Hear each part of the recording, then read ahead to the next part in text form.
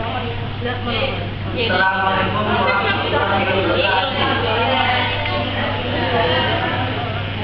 Alhamdulillah, nahmaduhu wa nasta'inuhu wa na'udzu billahi min shururi anfusina wa min sayyi'ati a'malina. Man yahdihillahu fala mudilla lahu wa man yudlil fala hadiya lahu. Wa asyhadu an la ilaha illallah wahdahu la syarika lahu wa asyhadu anna Muhammadan abduhu wa rasuluhu la nabiyya wa rasuluhu ba'dahu. Ya ayyuhalladzina amanu taqullaha haqqa tuqatih wa la tamutunna illa wa antum muslimun.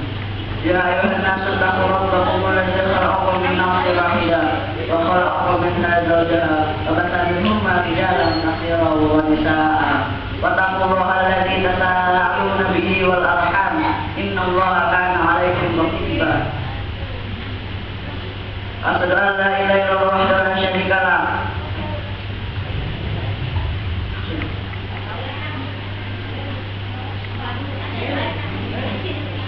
Asyhadu anna Muhammadan Rasulullah wa qulu qawlan sadida.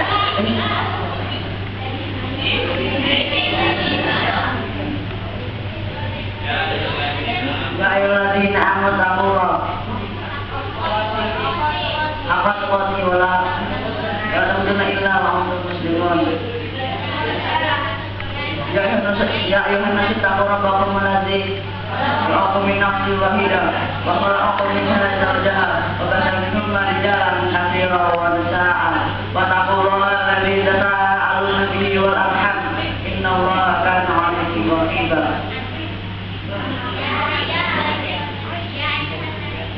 Ya ayyuhalladzina amanu taqullaha wa qulu qawlan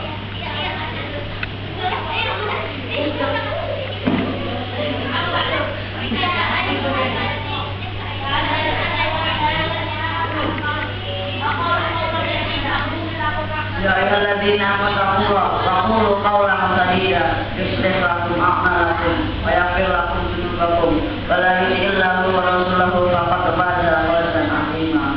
Amma ba'du, fa inna asdaqal hadithi kitabullah wa khairal hadi hadi Muhammad sallallahu alaihi wasallam wa sharrul umuri muhdatsatuha wa kullu muhdatsatin bid'ah wa kullu bid'atin dalalah wa kullu dalalatin finnar.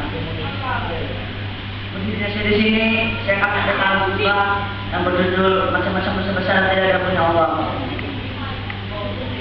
Yang lewat dari Rasulullah SAW, Rasulullah pernah bersabda. Rasulullah SAW ditanya tentang dosa-dosa besar. Kemudian dia menjawab. Yang pertama, bersumpah Allah. Yang kedua, kesalahan pada orang tua. Yang ketiga, membunuh jiwa manusia. Dan keempat, saksi palsu. Al-Bukhari menjelaskan hadis ini dalam kitab persaksian tentang apa yang dikatakan dalam saksi palsu. Dalam hadis ini dapat dilihat terdapat 4 macam dosa besar, yakni di depan Allah, durhaka pada orang tua, membunuh jiwa manusia tanpa hak menjadi saksi palsu. Yang pertama, musyrik. Musyrik adalah mengucapkan Allah. Mengucapkan Allah adalah atau musyrik dikategorikan sebagai dosa yang paling besar yang tidak akan diampuni Allah Subhanahu wa Ta'ala. Orang yang syirik diharapkan untuk masuk surga sebagaimana firman Allah Subhanahu wa Ta'ala, innahu may yusyrik billahi faqad haramallahu 'alaihi jannatu wa ma'wahu nar. Artinya sesungguhnya orang yang dekat Allah maka pasti Allah mengharapkan surga baginya dan dia ditetapkan di dalam neraka. Surah Al-Maidah ayat 72. Ada beberapa macam untuk mendekat Allah, di antaranya bukan makhluk lainnya melakukan Allah Subhanahu wa Ta'ala. Sikap seperti ini banyak dialami orang sebagai para pembantu. Mereka sering mengakukan seorang pemimpin atau para pejabat lebih mengakukannya kepada Allah Subhanahu wa Ta'ala. Perbuatan ini merupakan cerita besar. Hal ini menunjukkan apabila seorang pemimpin atau raja lulus suatu ketika waktu salat maka ia akan berani meninggalkannya.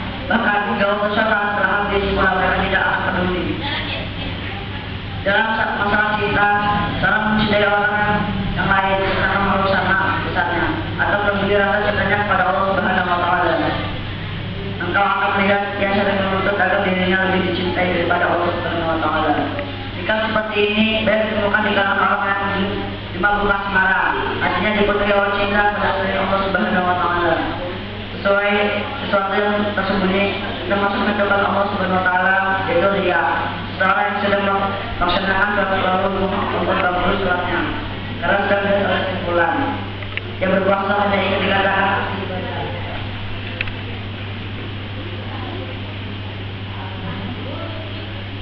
rajin berpuasa. Yang bersedekah hanya ingin dikatakan sebagai orang yang dermawan. Semua itu termasuk riya. Bentuk syirikan yang tersembunyi itu dihadiahkan dan akal pikiran seorang dipenuhi oleh dunia. Akal pikirannya, badan, tidur dan bangun semua hanya untuk dunia. Dia selalu berusaha mencari dunia, tak peduli halal, haram, dusta, karena ia telah diperbudak oleh dunia. Yang kedua, durhaka kepada orang tua. Maksud adalah tidak berbakti pada keduanya. Setiap anak wajib berbakti pada orang tuanya sesuai kemampuannya. Ia wajib menaati mereka selama bukan untuk kemungkaran dan kemaksiatan pada Allah Subhanahu Wa Taala. Dalam Al-Quran banyak sekali ayat yang menerangkan harus berbuat baik terhadap orang tua.